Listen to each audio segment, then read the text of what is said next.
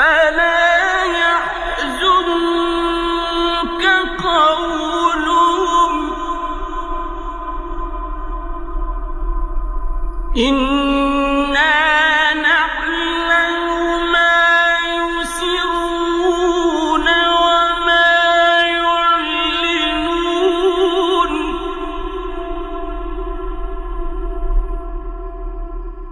أو